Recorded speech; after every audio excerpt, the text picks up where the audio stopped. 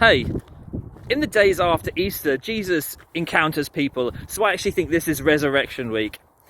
Jesus could have re-entered into Jerusalem under fanfare and some great procession, but of course he re-enters in a place of intimacy and humility. And we pick up these stories in the book of John. One of the first people to encounter Jesus is Mary, and she is waiting outside the tomb with Peter and John, and we read about how Peter and John run off, leaving Mary to have this most incredible experience with the risen Saviour. He interrupts the quietness of her tears to speak her name.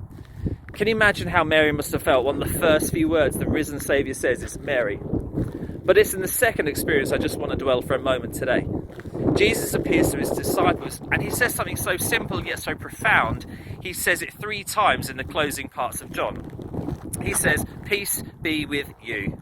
Now I find this quite funny because it says how Jesus goes through the wall, not through the door, to visit his disciples, and then he says, "Peace be with you," but he says it to them twice. Now we don't know why Thomas isn't there, but it says that Jesus then visits Thomas a week later, and Thomas is doubting, and Jesus says those words again, "Peace be with you." Jesus is so kind and loving towards Thomas that A, he finds him, but then B, he meets him exactly where he's needed to be met. He says, "Thomas, peace be with you." Now we know Jesus as the Prince of Peace, but sometimes I think that we think that peace is a fluffy and fleeting thing that comes and goes.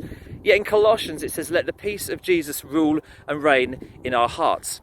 So I wonder, after Resurrection Sunday, of the time of joy, whether we can now let the peace of Jesus settle in our hearts. Now once again, just before Jesus died, he has a conversation with his disciples and he says those wonderful words, "Peace be with you. In this troubled world, take heart, because I have overcome the world."